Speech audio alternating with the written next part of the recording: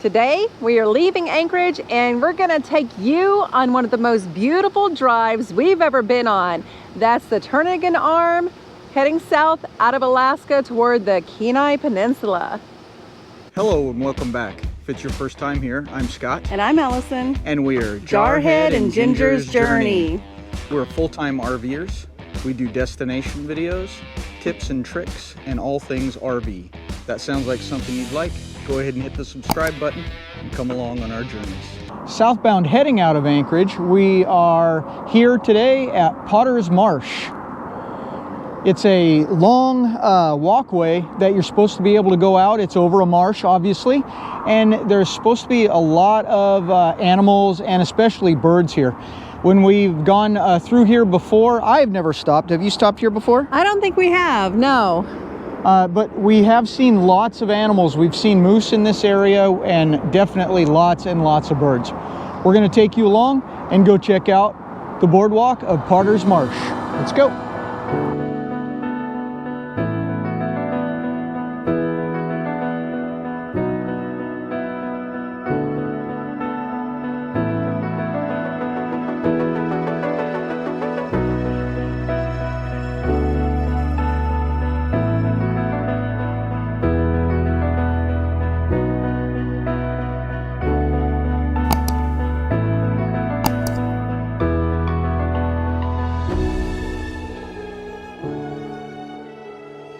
Spotted this little bird here in the marsh. Any idea what kind it is? I don't know. Now we're actually looking across Potter's Marsh. We are still on the boardwalk, and you can probably see over there all of the houses on the hill. They must have an awesome view of one, this marsh, and also across, you can probably hear the road, but right over here is the highway that goes out of town, and what you can't see is on the other side of the highway is the Kenai Arm, saltwater here in southern Anchorage. So that this hill over here with all the houses is some pretty expensive real estate here in the Anchorage area, and what a beautiful view they have.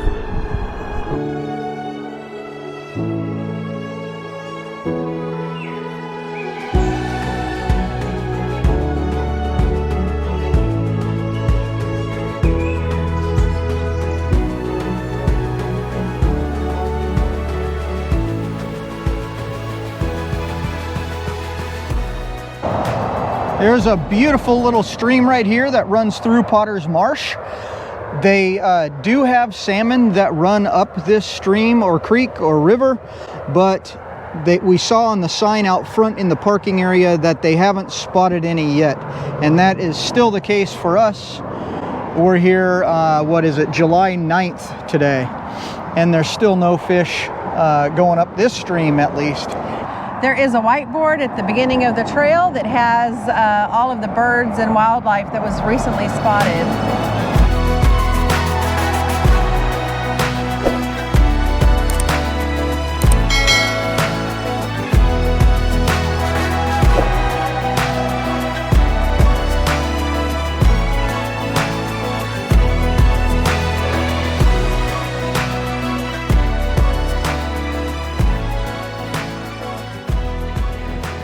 When we used to live here years ago, we would drive by all the time and never took the time to stop here at Potter's Marsh. I'm so glad we did. We didn't see a whole lot of birds today. We've seen lots more when we've driven by before, but we did get to see a couple of eagles. We saw there's a nest right over here that has 2 little eaglets in it, and we saw a couple other birds, a couple of ducks, but when we used to drive by, there were people out. They must know the best time because they were out with those big cameras with the zoom lenses, and there's always something to see here.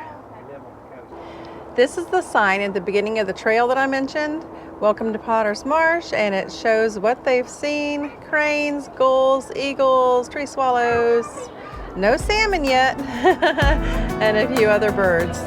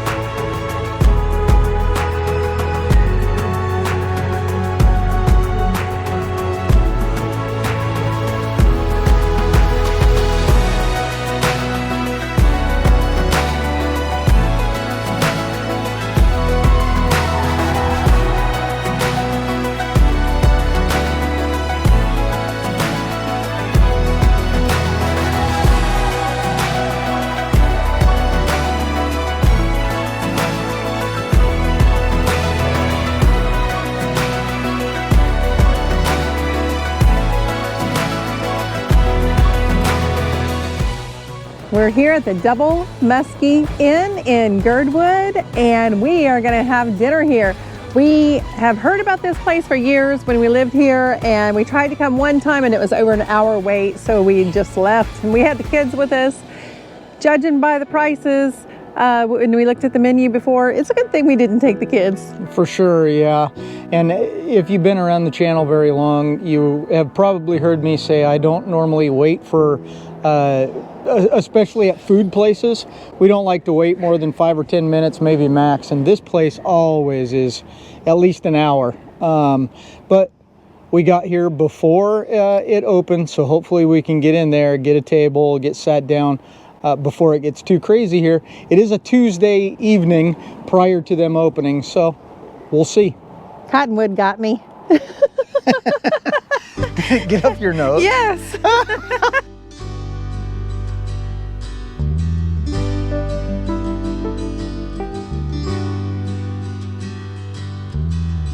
Beneath the stars, beneath the skies, in darkest darkness, so brightest light, I'm calling out for you.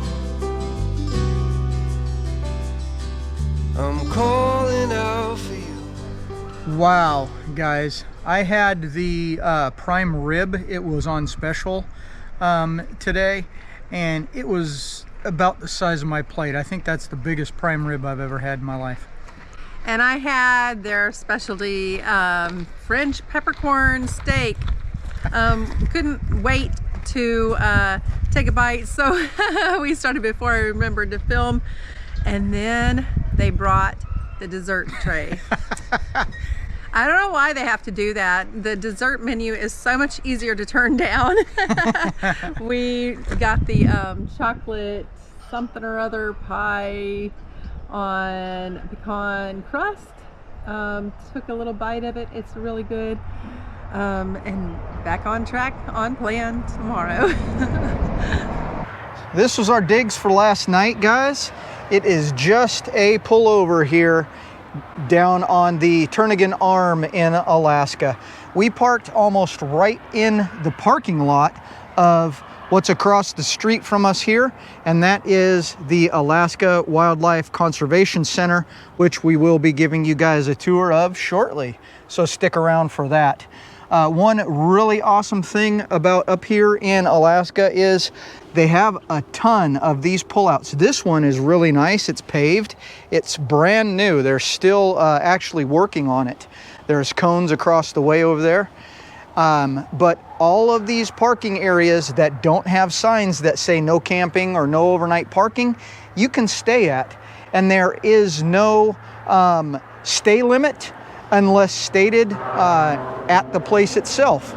Downside, I guess, would be we are right off of the road here, and there are also railroad tracks on the other side.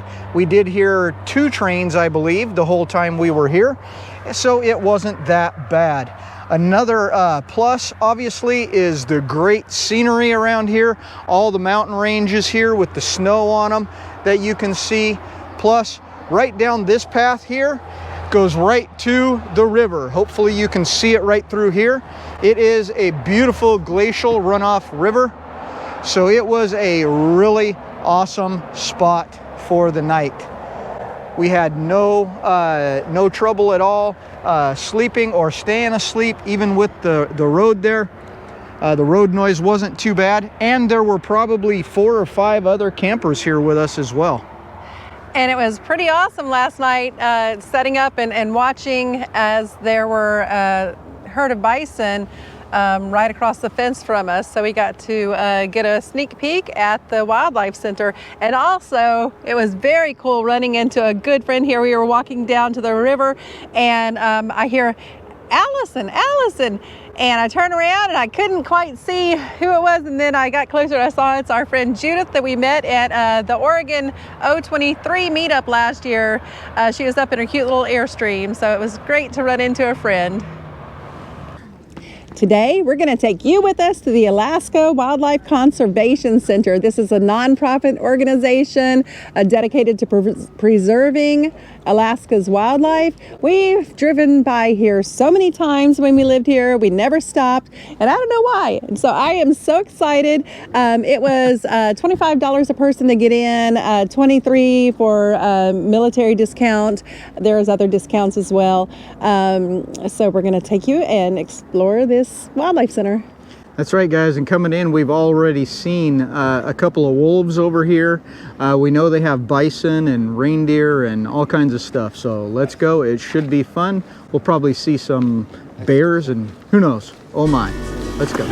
All my plans start to come undone, and there's no one there to see me through.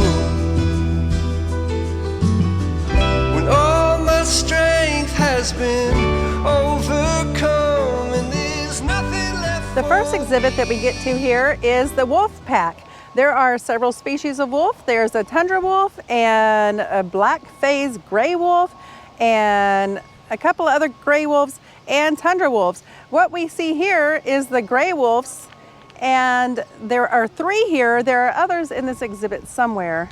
We don't see them though. Within the storm, within the fire, when I feel hopeless, you're by my side. So I'm calling out for you. I'm calling out for you. When all my plans start to come undone, and there's no one there to see me through. When all my strength has been overcome, and there's nothing left for me to do. We're here at the elk enclosure, and you can see the group of people working on one. She's actually getting her routine veterinary care. She's getting a hoof trim right now.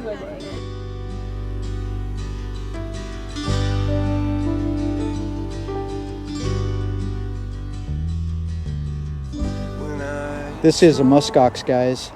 They harvest the fur. As you can see, this one, it's kind of shedding. They harvest that off of them, and they spin it into yarn, I guess. It's supposed to be one of the warmest things that you can wear once it's spun into gloves and hats and things like that. Very cool animal these guys are. And in August, we're going to go to the muskox farm near Palmer. We used to live right by there, but never went. So we're going to go on our way out of Alaska in August. If I feel forgotten, you remember me. I'm calling out for you. I'm calling out for you. When I am empty and all dried up, when I feel lonely and I'm not enough, I'm calling out for you. I'm calling out. As you can see now, we're over here by the elk. They've got all the bull elk separated from all the cows that y'all already have seen. And these guys are all in the velvet. Really awesome animals, and they're really up close and personal here. They've got 6 that I can see from here, all in the same enclosed area, and they all look very healthy. I'm actually getting hungry. Not only do you get to look at all the beautiful animals here while you're walking around, you also get this great view, all this scenery to take in at the same time. This place is definitely a couple of steps up from a zoo, I would say.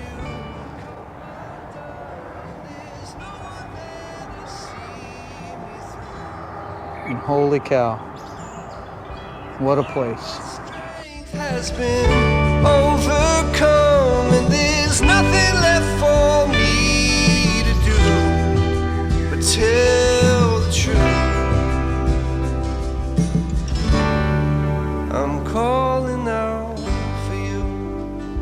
You do have the option to walk or drive here, and as you can see here, it is even motorhome friendly. And we chose to walk so that we can get more up close and personal, but if you do drive, you can park along the way and get out and get closer. Yeah, they say it's about 1.5 miles. It's a loop, basically. It's out and back. It's got a couple extra loops. But there are a couple of places, if you can't walk, that you won't be able to see if you drive through.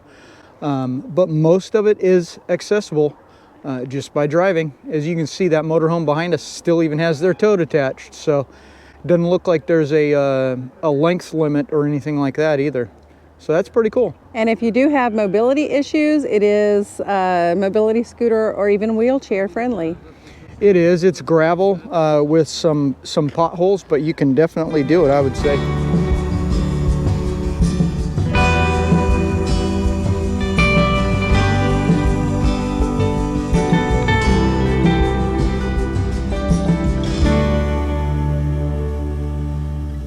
Throughout the day, throughout the years, in all my sorrow and in all my fears, I'm calling out for you.